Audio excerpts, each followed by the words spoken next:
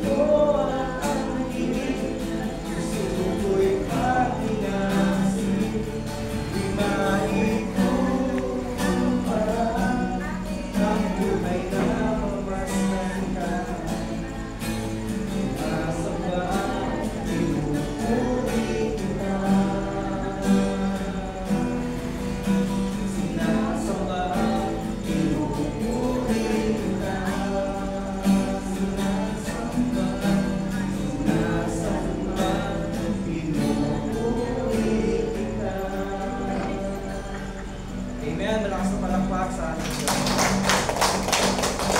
Salamat po sa pagkakataong ito na ay pagmamalaki, may itataas namin ang pangalan ng ating Diyos sa buhay sa lugar. Tunay nga pong langit ang nalama sa tayo ay sasamba sa Kanya. Amen?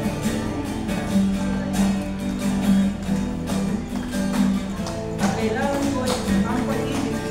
Ang kailangan ko ay ang pag-ibig mo. Diyos sa buhay ko. Kagalakan ko ay kalakasan. Ikaw ang nais ko. Ikaw lang ang tutuloy. Pangalan mo nagkakakilan. Dahil sa'yo may aakit. Kami ko iyong hingin. So pa, ang kailangan ko, ang kailangan ko ay ang pag-ibig mo. Diyos sa buhay ko. Kagalakan mo, kalakasan ko. Ikaw ang nais ko.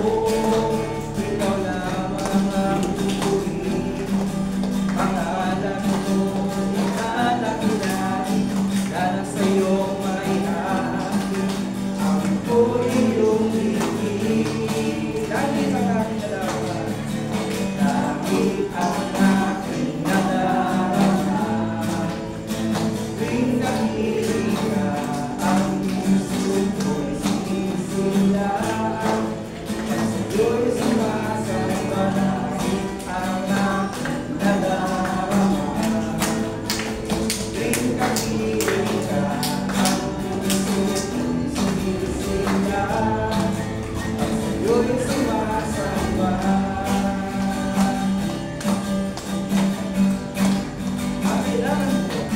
Ang kailangan ko ay ang pag-ibig mo.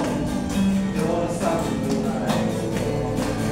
Kagalakan mo, kalakasan ko. Ikaw ang nais ko. Ikaw lamang ang tutuloy. Pangalan mo'y lalaki-laki. Dahil sa'yo may hapit. Ang ko'y iyong hingin. Lagi mo na aking nadarama. Langit ang aking nadarama. Tuwing nakikinig ka, ang puso ko'y sumisigaw. Kapag sa'yo'y langit ang aking nadarama. Tuwing nakikinig ka, ang puso ko'y sumisigaw. Sa'yo'y sumasamba. Kapag sa'yo'y sumasamba. Kapag sa'yo'y sumasamba. Amen. Hindihan nyo nga po ang inyong mga katabi. Pakisabi, Happy New Year. May regalo ang Diyos sa iyo. Ano ang sagot niya? Amen. Ano po? Meron po akong nabasa na isang ang tao daw po kahit na kompleto ang prutas o yung bilog na prutas para New Year, kahit tumalon pa siya ng gano'ng kataas na hagdan. Pero kung walang pagbabago sa kanyang buhay, wala talaga siyang New Year. Ang tawag daw po doon ay another year lang. Pero ang tao daw po na merong pagnanais na magbago sa kanyang ugali, maging mas lalong mabuti, at mas magkaroon ng relasyon sa Panginoon, yun daw po talaga ang merong New Year. Tayo naman po mga tinawag ng Panginoon, hindi man tayo ng maraming pagkakataon, ibabalik at ibabalik natin ang ating buhay para makapaglingkod sa Amen. Sabi po sa isang awitin, sa libong buhay na ipagkaloob sa atin, hindi natin ipagkakain at gagamitin pa rin natin upang magbigay ng karangalan sa pangalan ng ating Panginoon. Amen? Mayroon lamang akong sariling buhay, hindi magkakain dahil sa'yo ibibigay. Gayon man sa akin,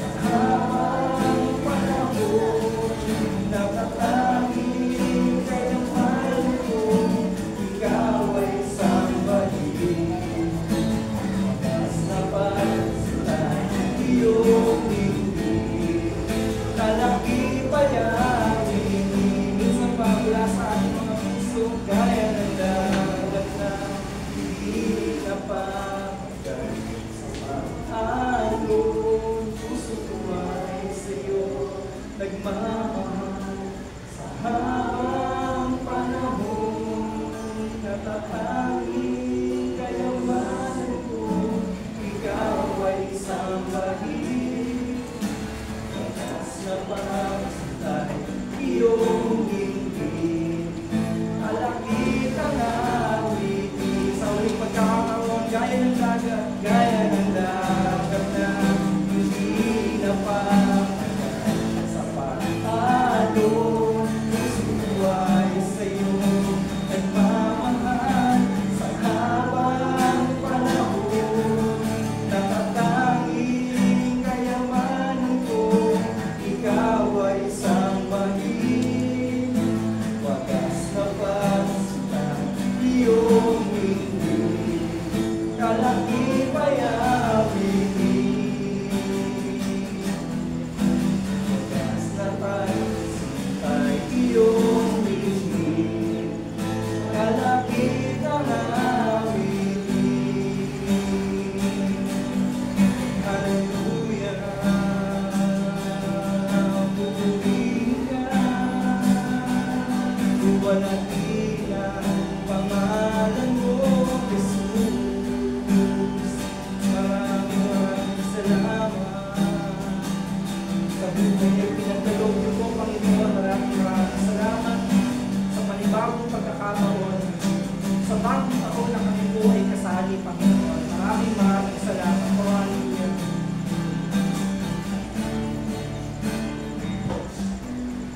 Amen. Malakas sa palakpak sa ating Praise God. Yan. Upo muna kayo, mga kapatid.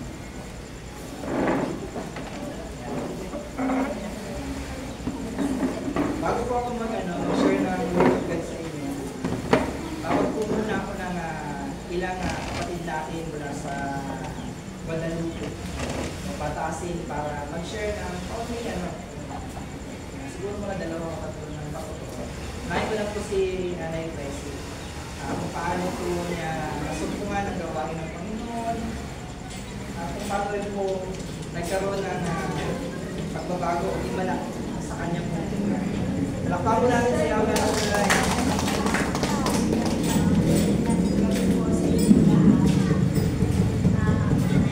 Share na lang po. 1990, nung tinawag ako dito sa gawain. Salamat lang po. Malakasan na binigay niyo sa akin. At mga pagsubok na pagkatibayan ko. Lalo na sa aking brother at nung matay.